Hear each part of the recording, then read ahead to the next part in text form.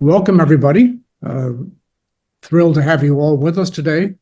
While we're letting people into the room with us, we invite you to go to chat and to let us know your location, your affiliation, and if you'd like to connect with others, tell us your email or LinkedIn profile. My name is Doug Dixon. I am co-founder and secretary of the Encore Network. I'm happy to be here today to welcome all of you to this important event. Again, if you didn't hear my first invitation, take a moment to go to chat and let us know where you're coming from or where you're located and your affiliation so that we know who's in the room. And if you'd like to be connected with others, let us know your LinkedIn profile or your email. Next slide.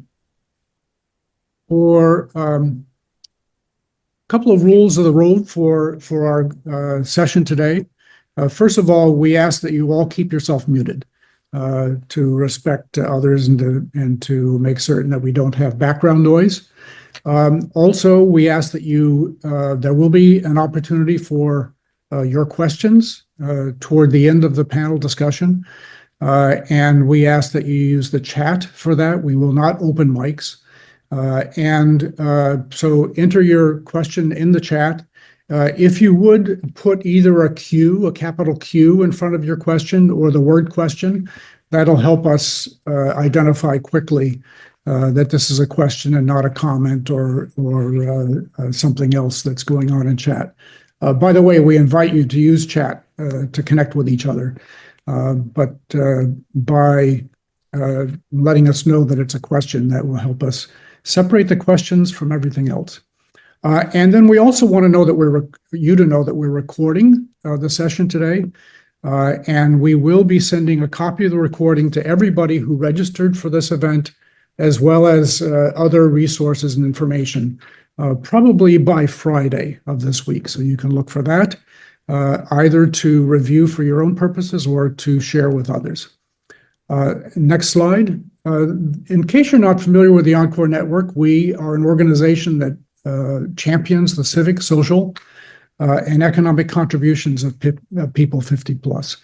And if you are not already a member, we invite you to join, and we'll have a little bit more information about that shortly. Next slide. The purpose of our event today is to talk about what governments are doing to lead on age-inclusive employment. We know that there's not much going on at the federal level at this point. In fact, there's some backtracking happening at that level, but there is activity at the local and state and provincial level, and that's what we want to highlight today. And in particular, there are three government entities that have taken a leadership role, and we want to highlight those. And that's the purpose of our session today, is to learn more about what local governments, state governments, and provincial governments are doing so that we can learn from that experience and translate it into our own communities and our own the work that we do. And to moderate the panel, let me introduce Karen Brown, who is a longtime Encore Network member, situated in Colorado, has done a lot of work in Colorado as well as other states, and she's uniquely qualified to help us understand better what governments can do and what they are doing to lead on age-inclusive employment. Karen, over to you. Great. Thank you. Thank you so much, Doug. So age-inclusive employment, I really think that this has become one of the most important workforce issues of our time. And there are a handful of players out there, even some data experts like Lightcast, who are really premiering the fact that this is a huge, huge opportunity and potential challenge.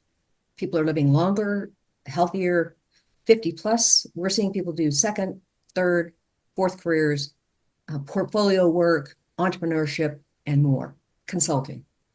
The 50 plus is the fastest growing segment of the workforce population. The slowest growing is the 18 and under. If you're anybody who has anything to do with the workforce, you need to be thinking about this and talking about it and strategizing about how to really evolve and adapt. So today we're going to hear from leaders who are really helping shape the momentum and showing what it looks like when a government steps forward to be and to build an age-inclusive employment ecosystem. I'm going to introduce our panel members, Farah Bog, who is a systems consultant for Age-Friendly Minnesota and a co-lead of Minnesota's multi-sector blueprint for aging. Jessica Doherty, who is a principal and founder of Cause Impacts and a consultant to the city of Los Angeles for planning and implementation of the Advantage LA plan. Izzy Shaikoff, who is the director of policy for the Maryland Department of Aging and a planning and implementation lead for the Longevity Ready Maryland. And I know many of you who are on the call already, and Doug has introduced me. And I do want to offer just a special thanks to one of our affinity group members, Monica Schaefer. Monica is with the Age-Friendly Institute, excuse me, that operates a national and global program to certify employers as certified age-friendly employers. And that includes multiple industries, sectors, and a growing government sector. Monica connected us to Minnesota's multi-sector blueprint for aging and Maryland's Longevity Ready Maryland plan, and really enlisted for today's program Farah and Izzy, who are the architects and implementers of these 10-year plans in those states. Monica's also worked with Jessica, the leading developer of the City of Los Angeles Advantage LA plan.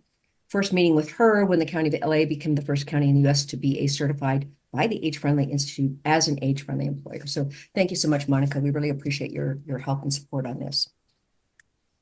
We're going to actually start with a kind of a broad overview of what each one of you are doing.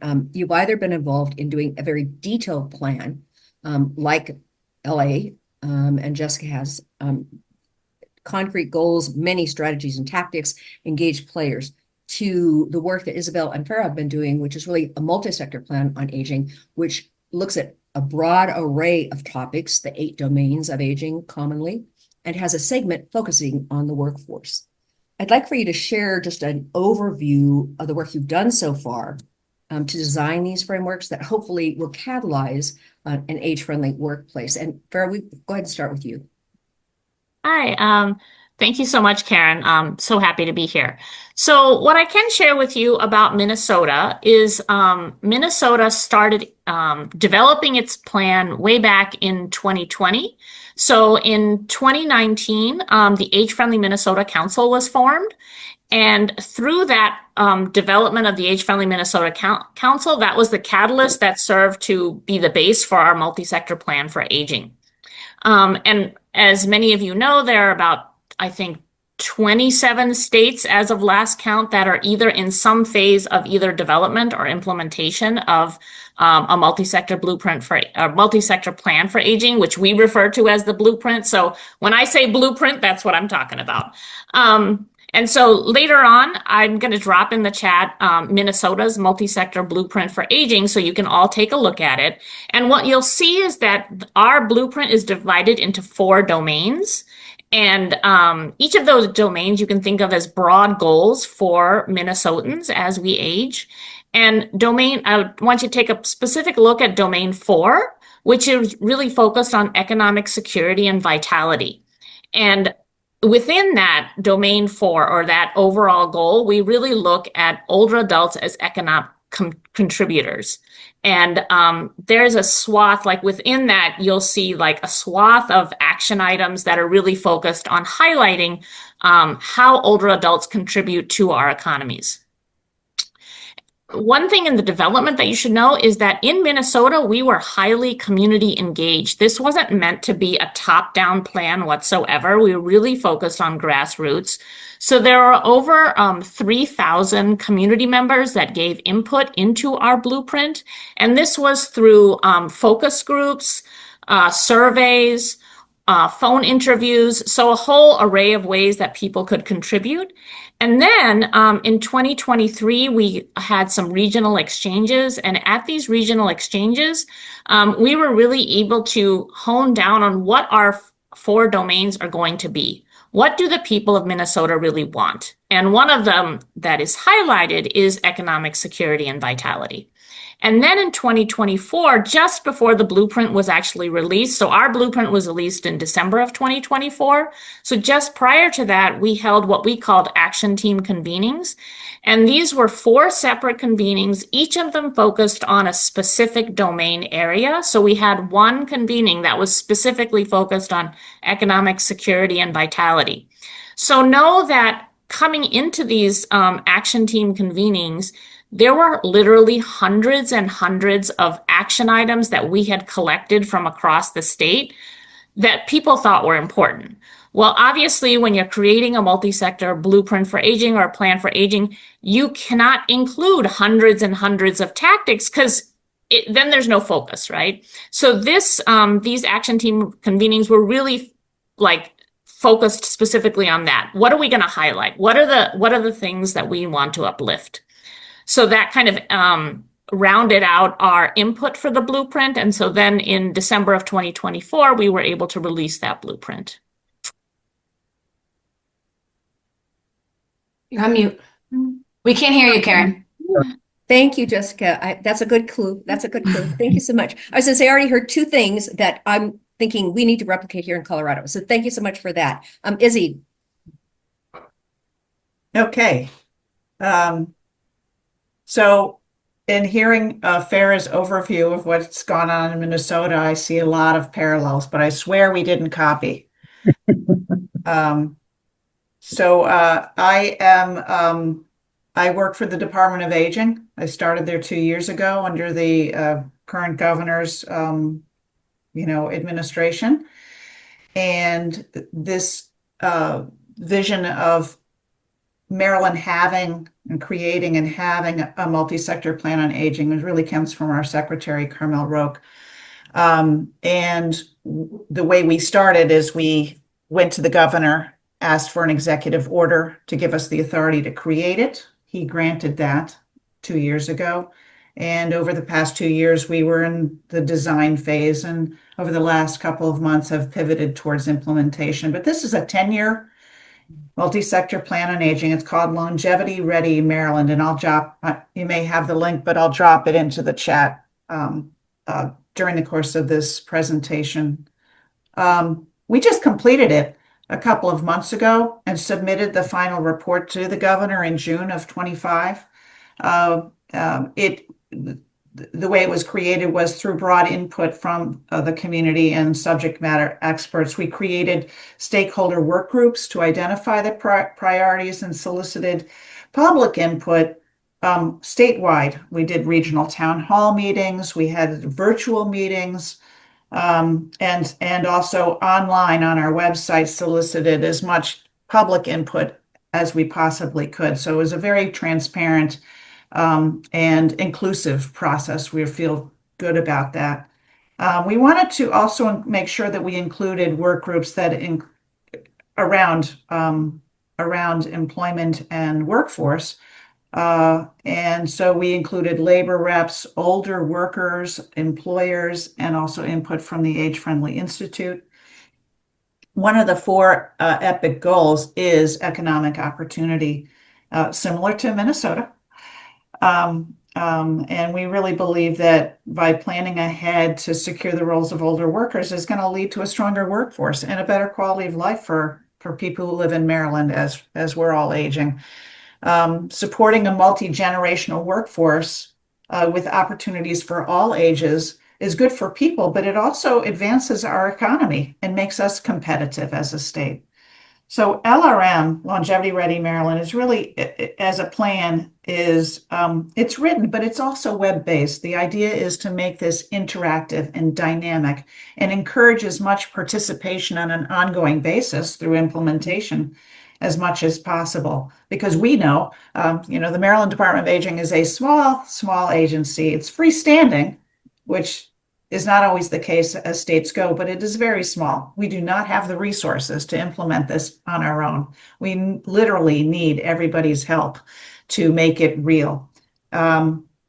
So we intentionally put it on the web we intentionally made it oriented around soliciting people's involvement and interactive and dynamic. We fully recognize that the success of this 10-year plan really depends upon our ability to effectively partner and collaborate and advocate with our sister agencies, but also nonprofit organizations, philanthropy, academia, and local government agencies. And we have lots of strategies, but I can get into that later. Very good. Well, thank you. Thank you, Izzy. And Jessica. I am Jessica Doherty. So I am a consultant with the City of Los Angeles. And back in 2023, the Workforce Development Board of Los Angeles had some huge champions on it. One who was the president emeritus of AARP of California. And they kept saying, what are we doing for older workers? What are we doing for older workers? What are we doing for older workers? So finally, the Workforce Development Board contracted us to write a plan for how to engage, employ, and advance older workers across the region. It can't just stop at the borders of LA City, right? So our plan, just like Farah's and Izzy's, was a multi-sector plan, included all kinds of different partners, but we were specifically hardcore, just focused on workforce development. What do we have to do to engage those older workers? What's the need in Los Angeles? And so we wrote this big report, and the report kind of goes through. We started in 2023 and the report was released last year, and now we're actually implementing it. And the report really goes through what's the need? Why should we even care? Because we have to really have a document that makes the case, because some people don't know that older workers are the workforce of today and tomorrow and the future, right? Then it also goes into what are the best practices of hiring these older workers. And then it actually goes into what are the strategies for the city of Los Angeles. And those strategies are not just what can the city do. It's what does everyone have to do to make a more age-inclusive workplace? What does everyone have to do to engage, advance, and upskill older workers? And so now we're deep into the implementation of this. And as Izzy and Farah shared, it's not just something that one department or agency or city can do. We're involved, we still have a working group that we had throughout the whole creation of the plan now that's become our implementation advising committee that includes the county and the community college district and nonprofit organizations and AJCCs, the American Job Centers. So we're really trying to make sure that everyone is doing their little part to make the whole, inclusive and change happen. Great, thank you. Well, I'm hearing like a lot of collaboration. It sounds like everybody, like in the process of developing the plan, did extensive collaboration within different industry sectors and different parts of the state. Absolutely great. And some things that I'm also hearing were, I love this idea of this action team convenings, especially as you move into the implementation segment of it.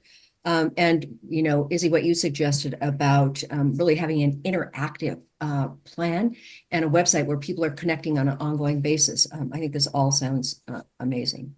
In the development of these plans, you probably each faced challenges, whether it was in the planning process or it's really now as you are moving towards the implementation side of the equation.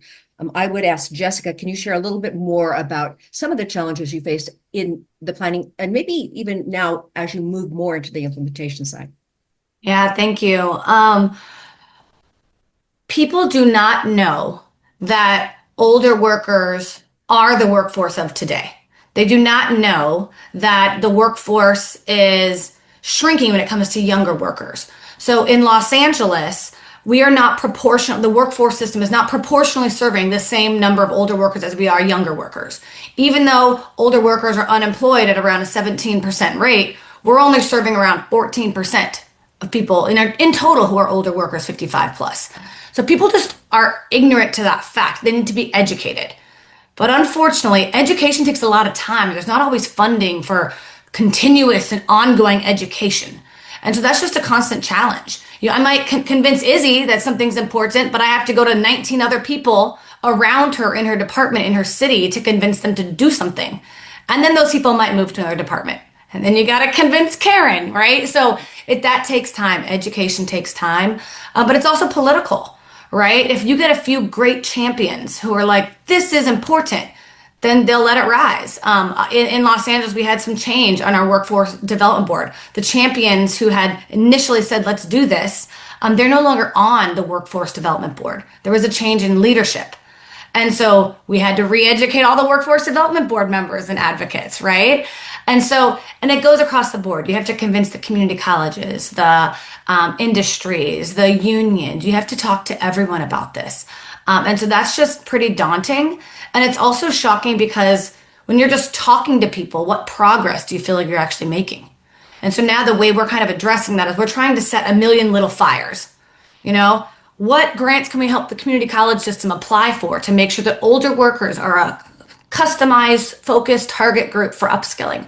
What can we do specifically with the American Job Centers to make sure that their staff are trained in how to better work with older workers? We're doing a training tomorrow for over 200 people who are line level case managers because they need to know how to help people transfer their skills. They can't treat those folks like they do a 17-year-old coming to get their first job, right? And so anyways, we have to set a million little fires, and that's A, it's hard to track, B, it's not everyone wants to fund a million little things, but that's how systems change happens. So it's been frustrating and a learning process, but we all have to be involved in the education of more folks because we need culture shift, and that is the difficult thing. Thank you, Jessica. And I think, actually, I meant to mention earlier when you pointed out that when you first got started, you had champions. Having champions, whether it's within the state, within the city, the county, whatever, that is absolutely critical to help. And champions at higher levels is really very, very valuable.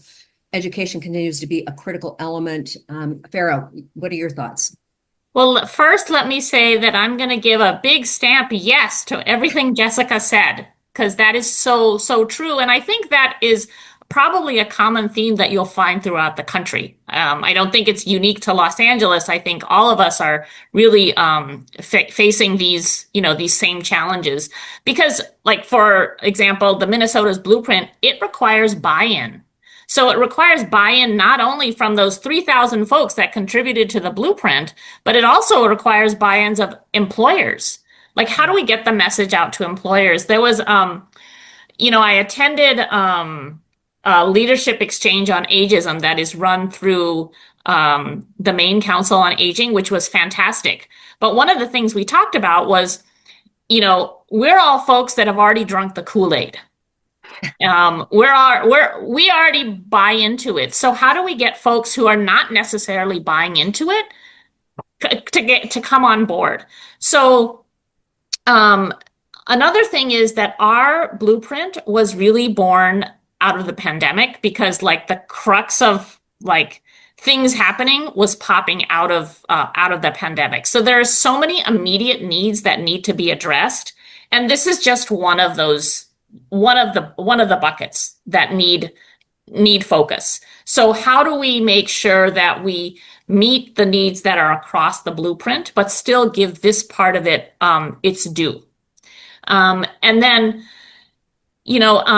as we begin our implementation, our action team is extremely energized. Kim Anderson, I think, is on this call. So Kim, if you want to shout out yourself, I would give you kudos for all your energy that you bring to the action team.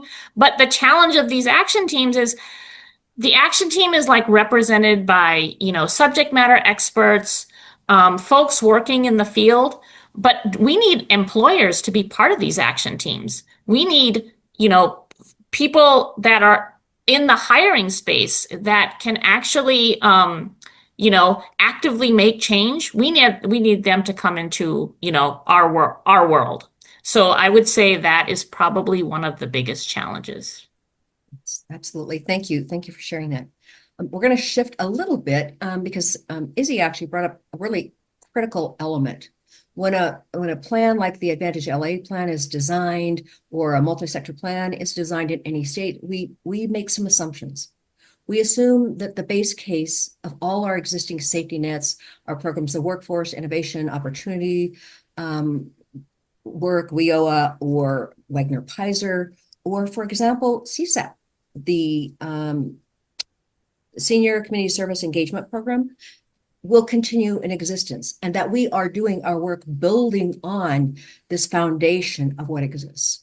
When I connected with Izzy and said, what is it that, that's top of mind for you as you think about 50 plus, she said, well, it's not actually 100% in our our multi-sector plan today, but she said, for example, CSEP is under potential cuts or elimination, one of the two. So Izzy, talk a little bit about what Maryland is planning to do to respond if those cuts do occur. And then also whether or not you think that's going to be an element that will be woven into the MPA. Well, we actually do mention CSEP in the in LRM and Longevity Ready Maryland as a strategy to pursue. Although we've all received the funding for this past year, we also can look ahead and look at the current budget that's being contemplated now and see that it's zeroed out. So this program, like a lot of other agencies, have really been devastated by changes under the Trump administration. We're working closely with our Department of Labor to look at this as an opportunity. Although the current funding has been received, we do anticipate that it's very likely that if it's not eliminated, it's going to be replaced with a much smaller block grant. But that's an opportunity because the truth is there's, revising, reforming, reimagining CSEP is probably a good thing for us to work on, an opportunity to innovate and support the Department of Labor in their efforts to figure out, are there ways we can in our workforce development policy redesign, can we reconceive this type of programming in the state? And actually, I think that's really a good point because I've heard a wide array of comments about CSEP and, how do we pull the best elements from that and build on that to make it more potentially more effective? I mean, at least those are terms that I've heard from this administration or people tied to this administration. Can I add something to that, Karen, about CSEP? Sure. Even if CSEP is cut, it's such a small amount of funding currently based on the large need. It was never fully funded anyways, which I think once again gets to this need to just like tap everyone for culture shift. So just to give you some real numbers, in Los Angeles, 1 in 5 workers is 55 plus. That's around 1 million people. And if you assume that roughly 20% of those might need help or 17% of those need help, let's just call it 200,000 people. In LA plus LA County together, we only get 165 people funded for SCSEP, for CSEP. 165 people versus the 200,000 older workers who need support. Right? And so it's just, I just wanted to double click that import. No, Jessica makes a great point, and that's really a big part of LRM is we got to get away from segregating and looking at policies and programming by age group demographics and look at the workforce and look at strategic planning across agencies from a longevity lens, the whole lifespan of people, and thinking of how to integrate those policies in a way that benefits everybody, but certainly doesn't leave older people out. Absolutely. Good points, both facts. Izzy, I'm going to kind of build on this because one of the other elements we talked a little bit about was under this administration, and I don't think this was really woven into the MPA, this one specifically, we've seen significant reduction in workforce at the federal level. In the state of Maryland, I think you gave me the number, 28% of the federal employees in Maryland are 55 or over. So, and this may be an element that is indirectly tied to the MPA, but can you talk a little bit more about how you hope to support them and in finding new jobs or what you're doing to be, helpful in this arena? You're on mute. Yeah, sorry. No, I'm happy to talk about this, although I'm, it's distressing for our state, to say the least. Yeah, this is the changes underway at the federal level have been, in many cases, just really disruptive of our economy, not only on the revenue side, but on the expense side as well. And that's not just for businesses, government, individuals. It's just been a huge impact we're feeling here. So I do think that the state has been fairly nimble in responding to this. The governor has pushed out a lot of programs that that we think will hopefully bridge the gap and help people who are who have been RIFed or encouraged to take early retirement and things like that. There's a loan program for people who need cash. There's an energy assistance program that's been expanded, food assistance, hiring fairs, free public transit, job centers, virtual workshops. There's really been a lot of thinking and creativity around and nimbleness around at the state level to try and respond to the impact of these cuts. One thing that I can point to directly that I think has been pretty resourceful is the Feds to Eds program that was launched earlier this year, which is basically, I mean, the talent pool of federal employees is enormous. They're older, they're very educated, and have, high degree of specialization in many cases. I'm thinking about researchers and scientists and doctors and just high level people. And they, it's going to be challenging to find work that's at their level. But there are also a lot of other people, and the Feds to Eds program basically took federal employees who are interested in being teachers to be integrated into public school, community college, other educational positions, and a lot of people have taken advantage of that. Thank you. Well, I know that probably every state, I know Colorado has done some things, not specific, obviously, to any one age group, but to anybody, particularly at the federal level, who's been laid off and working to really support them in finding another job. All these changes really, I think, budgetary or fiscal as a function of what's happening with this administration. But one of the things that I often hear about in the workplace is ageism. Those changes that we've talked about, not tied to ageism, I don't think, in any way, shape, or form necessarily. But as individual organizations, whether it's through the Minnesota, the Maryland, Multi-Sector Plan on Aging, Advantage LA's plan, how are you thinking about how you're going to be able to make an impact on shifting mindsets, on really evolving people's thinking about stereotypes of older adults in the workplace? Can you talk a little bit about how your work might catalyze change in that area? And I think we're going to go ahead and start with Farah. And you're on mute too. Sorry. I would love to talk about this. So embedded in our blueprint in the development and the continuing implementation is this notion of reframe aging, which many of you might be familiar with. It's based out of the National Center for Reframing Aging. And it's really talking about how do we talk about older adults? Do we talk about older adults as we, like I am definitely an older adult, or for example, my daughter is eventually going to become an older adult. So is our language inclusive in how we speak about older adults? And so within our blueprint, in the language that we're using in the blueprint, we're intentionally bringing in that inclusive language, age inclusive language. And so that's really important in how we frame our conversations. And then throughout these regional exchanges, so the regional exchanges I talked about that happened in 2023, we had another set of regional exchanges very recently in October and November of this year. And we're really reaching out to organizations and folks out in the community into how do we flip the script? How do we have a collective, we are aging lens in everything that we do? So I think that messaging is so important. And even if it's messaging one person at a time, you will reach that audience because, it has an exponential effect. And so I think for, at least in Minnesota, that has been a very top priority in everything we do. Thank you. And Jessica, I know you've touched on this a little bit, but could you elaborate?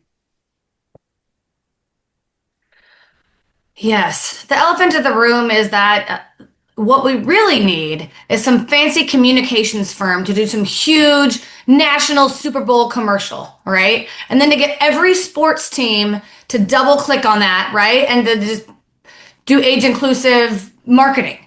And unfortunately, our government systems often leave out that robust marketing. I am a data nerd, right? We are not a communications firm. The city of LA has its own comms team, but they have so many other things to talk about when it comes to the city. There's huge fires, there's other things, right? This comms initiative, there hasn't been a big one yet. And that's what we need. We need a massive storytelling shift. We're actually trying to figure out what we can do because the Olympics and the Super Bowl and the World Cup are all going to be in LA. So we're trying to think through how can we have some sort of intergenerational employment, but also front-facing thing around the Olympics. That's an opportunity, right? But I think that you only shift ageism when you educate people, when they understand the numbers, and when they like see it and taste it. And as Farah said, like they see themselves as the older worker, right? Like I'm seconds away from being, getting the AARP brochure in the mail, right? I'm not one yet, but I am. It affects us all. And so I think that that's what's missing. And that's where if there's funders on this call or if all of us wanted to work together, I think that's what's needed. I think there really does need to be this massive comms campaign. And no one municipality has the funding nor the power to change that. Right. And I support that 100%. I just wish we had somebody who would actually do that. But maybe grant makers and aging, like we should approach them. We should actually approach them to say, you pull all the money together. There needs to be an ad council campaign focused on, whatever. But Jessica, you also mentioned data, because the campaign is going to be great, but without the data to really back up just what you found, that older adults are underserved in the workforce centers. People don't know. They make the assumption that everybody is getting help. It's all working great, when in fact that is not the case. But data led us to that conclusion. Farah, you actually specifically mentioned that Minnesota believes that changes are needed in the workplace or in the workforce systems to really help people stay connected, engaged, employed. Can you share a little bit more about what those changes might entail? So there's 3 specific things that I want to share, and super excited about all of them. One is a broad change that takes place January 1st, and this is the paid leave program that takes obviously not only serves older adults, it's across the spectrum of anybody who is an employee. And this allows for 12 weeks to care for a loved one, or 12 weeks for personal medical leave, and a total of 20 weeks within a calendar year. I mention this because this is different than FMLA, because it not only guarantees your job when you return to work, but it also provides for partial wages. This is super important for older workers because caregiving is a part of our lives. So I can speak from personal experience, balancing caregiving and holding a full-time job is extremely challenging. And more of us will be in this position. If we're not a caregiver now, we probably will be someday. So this new legislation that is now taking effect is amazing.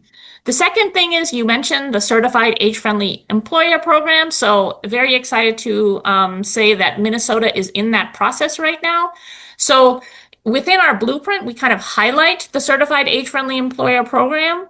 And now Minnesota is going through the process to be a kind of state champion within that regard. So kind of leading by example, which I think is super exciting. And then finally, in concert with our multi-sector blueprint for aging, we also have our Age-Friendly Minnesota grant program. And this is a grant program that's we give out grants to community organizations working with older adults in some capacity, working on systems changes, not direct services, but systems changes. So one of our grantees was the Northspan Foundation. And what they did is they developed a returnship Returnships, a toolkit for employers, and this is specifically geared towards employers who are welcoming back folks who have had some kind of career break. Not necessarily an older adult, but could be. So if you had a career break because you needed to spend time with your family, or you're a retiree and you want to enter the workforce again, what are some of the tools that an employer might need to make that happen? So those are the three specific things that Minnesota is doing in this regard. Great, thank you. Thank you and actually Colorado tried to copy your grant program, and we actually submitted that to the Colorado Department of Human Services. It did not make it, it didn't actually make it anywhere other than they're more aware of the fact that we're going to try it again year after year after year until eventually we have a budget to be able to sustain that grant program. So we think that's a wonderful idea. And along with the cafe, it would also create awareness that AARP is actually rolling out a new program in 2026 that will offer elements that are similar to or complementary of whatever, cafe is doing. And actually we're seeing a lot more people in this space today really recognizing this demographic shift and the need to really connect and engage older adults and help employers see the light. We've talked kind of broadly. I'm thinking actually over the next 3 years, can you share just a little bit about how you see the work evolving on your MPA or your city plan? And Izzy, we touched a little bit on some of the changes that you guys are addressing today of real time. I mean, CSAP, federal employees. Can you offer a comment about evolution, at least for the next 3 years under this administration, which is could be a long time? Yeah, no. Well, we see that we understand that chaos can create opportunity. And so we're hoping to get the Maryland leadership to focus more on how to best support and retain our talented workforce in Maryland. Some of the short-term focuses are to really, as Jessica says, look at the data and evaluate, identify resources that evaluate the impact of older workers, the economic drivers that are older workers. They make more money. They pay more taxes. They're people you want to have in your state. They're people that you want to retain and support and keep in your state and keep working in your state. We're looking at trying to obtain the age-friendly employer certification and the AARP age-friendly designation. We're looking at both of those simultaneously to see if we can get, rally some support around those things. We're identifying areas of alignment with the Department of Labor's strategic plan and the Governor's Workforce Development Board, because there is a lot of overlap. So we want to really hit them, that agency on, well, hey, look, we agree on these things. Let's work together. But really trying to also encourage Maryland employers to promote sustainable career opportunities and really adopt age-inclusive policies and strategies. Like my co-presenters are saying, this has a lot to do with just awareness. They don't even know that they have bias in their operations. I was at the Milken Institute meeting in Washington a couple of weeks ago, and to my dismay, and these are titans of industry speaking, they were saying that they believe ageism is worse than it's been maybe ever, which is, wow. That's not a good thing to hear from them. Jessica. Can you repeat the question for me? It's what do I think is going to happen in the next 3 years implementation wise? How do you see your work evolving over the next 3 years? Got it. Thank you. Like I said, right now we are setting a million little fires, trying to figure out what takes, because everyone has to do something. So for example, we just helped the community college system apply for a funding stream to specifically provide short-term credentials and upskilling for older workers. We'll see if they get that. If they get that, we'll have to move on that, right? So depending on what takes and where there are leaders. If there's no leaders with other organizations, I am just a consultant, right? And the city does have reduced numbers, just like every other municipality. We're on contract for the next 2 years, but I am a lifelong supporter of this cause now, right? So there's a bunch of stuff we're doing right now that will continue. One is at the WorkSource Center level, the workforce development system. Older workers are now a target population. The city has made them a target population. So that means we're tracking demographics differently. We will actually be able to know longitudinally how we're improving what we're doing. We've also realized some really big challenges through WIOA. Organizations are kind of provided kudos for placing people into full-time jobs, which means they do not prioritize part-time and in fact might disincentivize part-time employment, which would kick in the benefits cliff if they go full-time or not, right? So we're trying to help solve that. There's going to be a lot more policy changes we identify that need to go up to the state level or the federal level to change. Maybe it's a policy waiver to make it okay to place people into part-time employment if they're 55 plus. I think if a worker wants part-time employment, they should be able to get it, whether they're 55 or not, but it's a current challenge of the system. So there are going to be systems policy changes we're going to want to push for. And then also the employer engagement piece. That will ramp up a lot more for us. Right now, the thing we're doing is AARP has a really wonderful age inclusion training that's like a virtual version. They're going to be doing that through Zoom with the Los Angeles Regional Chamber, also with the City of Los Angeles to upskill and train the staff there. But I feel like trainings like that is kind of one of the other ways we're going to be educating, trying to scale some trainings, and hopefully they'll be available to all of you all as well. And then we're also creating a number of programs that will hopefully take off as pilots for others. One is there's $1 million set aside in the workforce budget to create a peer-to-peer program. So older adults themselves will be employed at the WorkSource Center, direct service sites, and be helping, their peers actually navigate workforce systems, navigate getting back to work, etc. So all those programs will hopefully not just spin off, but become institutionalized. And more folks will hopefully want to utilize those. So I think there's a bunch of little things like I mentioned. And then part of that's also, creating more career pathways and more upskilling pathways. And so I think that we're trying to design these things not in a silo, but in collaboration with everyone. So that way they're sustainable. So it takes time. Yeah. And I actually like what you led with, which was tracking, because once you have the data, then all those other things become easier to sell when they actually see the real numbers. So thank you for sharing that. And Farah. Yeah, so there's a couple of things I'd like to share. So I talked about those regional exchanges that happened in 2025. So they literally just happened. So we had 6 regional exchanges across the state. And the last one was last Thursday.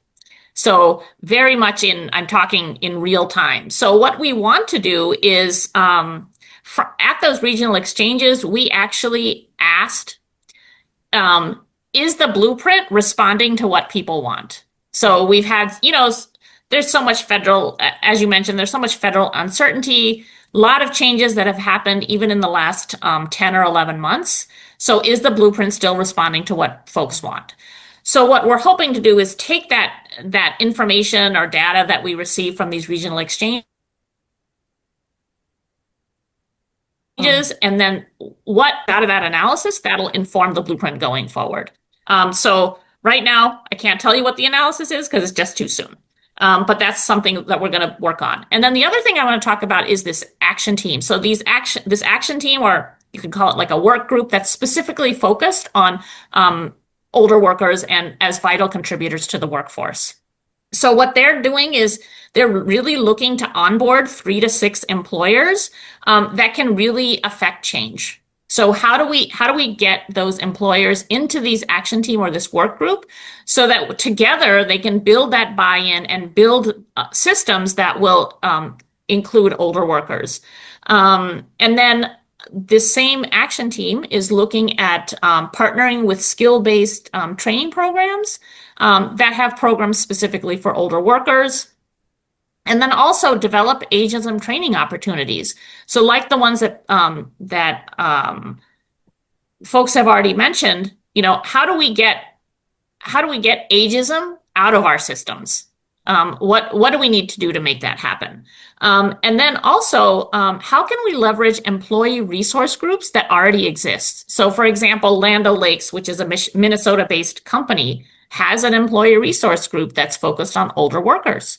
So that cannot be unique to Land O'Lakes. There must be other companies within Minnesota that have similar employee resource groups. And how can we garner that energy? So that's all the things that our action team is focused on. So a lot of good work to come. Thank you. Everybody's got plenty to do. There's a lot of things to do. And I think Isabel might have mentioned this early on. It was like, it will not just be the city or the county or the state. It will take engagement from all players, the private sector, the nonprofit sector, the state government. And we really, everybody's mentioned how we have to pull employers to the table to really connect and engage with them. So thank you. And Doug, you know what? I think we have time for a few questions. Shall we go Yes. ahead and, yeah. Yeah, so to the point that you just made about pulling employers to the table, there were a couple of questions related to that. And it's related specifically to what kinds of tools have you developed or do you envision developing to engage employers? And to what degree to the plans are they developed to gain alignment of employers with the work that you envision going forward?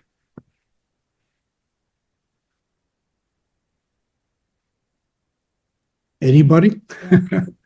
Izzy, Farah, Jessica, anything you want to reiterate or cover specifically about the tools you're developing? I don't know if we're developing tools, but we are interested in really advocating and pushing forward the age-friendly employer certification idea and age-friendly designations of any kind, because we think that that just changes people's awareness. And I do believe that it's going to be very important to pull in and identify employer leader champions who can speak to the value of engaging an older workforce, because I think other leaders will follow that if they see an example out there. Governor Moore has a real focus on what he considers lighthouse industries. That's IT, cybersecurity, life sciences, aerospace and defense contracting, and the firms that there's just an ecosystem in Maryland that focuses on those areas of expertise. And I think that because of his focus in trying to expand what's already a strength in Maryland, that it's a real opportunity to point out, and hey, did you know that most of the people that you're talking about are older? And look at the value they're bringing. You know, with that in mind, I really wonder, I mean, collaboration is what just comes to mind for me, even with like tools. We just created a checklist for the training we're doing tomorrow with line level staff of like, is my work source center age inclusive? Simple little questions. Do you provide part-time work? Is your workforce diverse when it comes to age of your own employees? What HR policies do you have? That simple checklist, like how do we share that so Izzy and Farah and Karen don't recreate one? You probably already have one, right? Like, what is the running online Google folder we can use to share these tools and resources? We're all recreating things. And we don't have to. Yeah, you can probably make my stuff way better. Great, do it. But I think that this is also an area that's about to be realized and capitalized upon by people trying to make money off of it, possibly. So, like, how do we share resources? And that goes to this storytelling that has to happen too. I wonder what large employers, Land O'Lakes and others, we could get to do that big commercial. You know, but the problem is none of us are in, I'm not going to speak for others. I'm not in marketing, right? I'm not an expert at getting a Super Bowl commercial created. So I'm not doing that. Who is? Probably none of us. Like, so how do we pool our brain power to get a bunch of little folks to come together to make a big impact? That's, I think, the most essential thing for us to do. And it's calls like this that make me excited. And people, you know, like Karen, you and Doug that can make it happen too with this Encore network. There's a related question, and that is, how are you working, how does the plan anticipate engaging intergenerational collaboration? And the questioner specifically mentioned AI as an element of that. Jessica, that was addressed to you, but I think it applies. Yeah, I have a weak answer, which is that AI is mentioned in every single workforce development plan now across probably the entire nation. Everyone knows it's a need. We don't have a specific plan connected to the Advantage LA plan, but we do know that we need to upskill with digital skills. That is one of our priority categories. We need to provide short-term upskilling for older workers. I myself needed how do I better use AI in my work, right? All of us need that. Even just creating a short-term 3-hour-long course that could be provided as contract ed through the community college system or the adult schools, that would be a boon for all of us who are over 40, right? And so even little things like that we're thinking through. We don't formally have a strategy yet. And when it comes to intergenerational, there are digital ambassadors. One of the things we've done, there's digital ambassadors at all the housing authorities who are youth, who are paid, like Youth at Work type of program, and they are providing digital and technical support to older adults at those housing authorities. I'm using a computer basics course. And so that's one of the like digital upskilling type of things that's happening, but it's not totally focused on AI. Can I offer, Doug? I just want to share on the intergenerational. I thought that one of the points that Izzy made was really important, that as governments, workforce departments really look at it, we need to be thinking work across the lifespan. And now we recognize that people 50 plus, 60 plus, 70 plus, people may work infinitely longer, and every generation is going to be changing. So we really have to evolve and adapt our entire lifespan workforce model to be thinking about how do we tap all of these people, and as they choose to come and go in and out of the workforce or in and out of education. So I think it's an evolution thinking of just shifting from what was it in 1935 when we designed Social Security to what do we have today. So there were some questions, Karen, but I think we probably, in the interest of time, need to move into our final round. Do you want to do the lightning round, or do you want to just, we did have one last question. We just asked people just quickly, where do you see the biggest opportunity? Where is the biggest opportunity in your work you're doing for the 50 plus?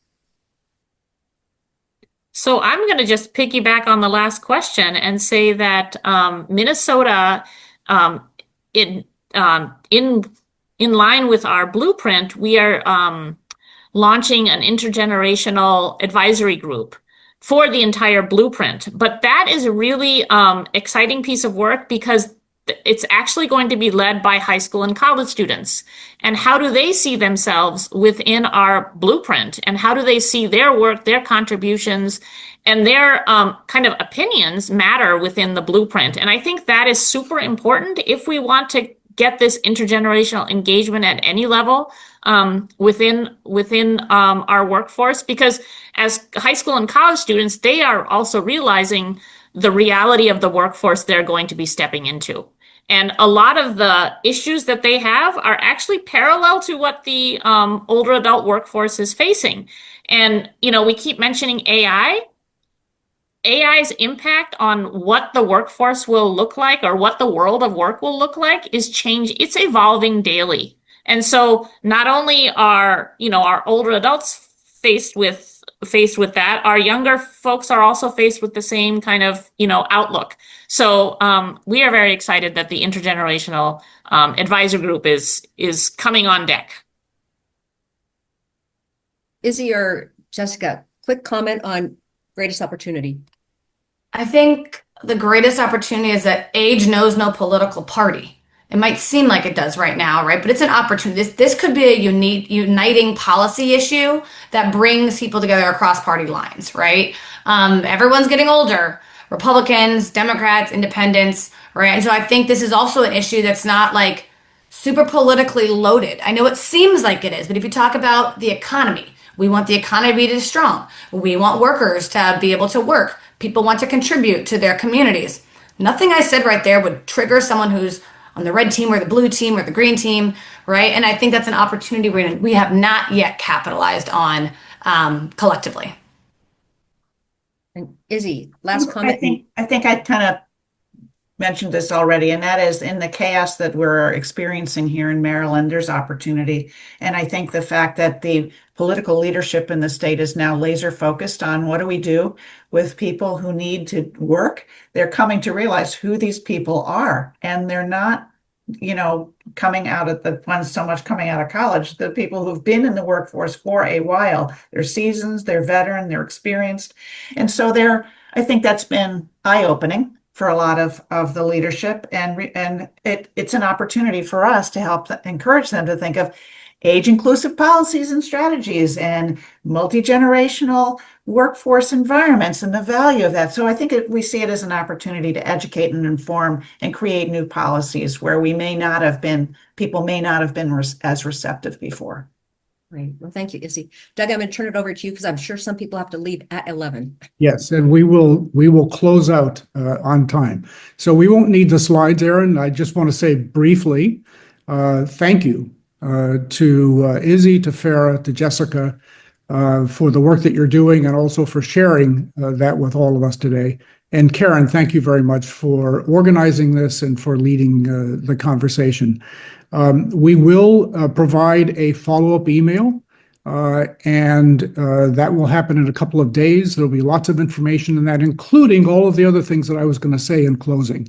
So look for that email, and we look forward to seeing you at a future event.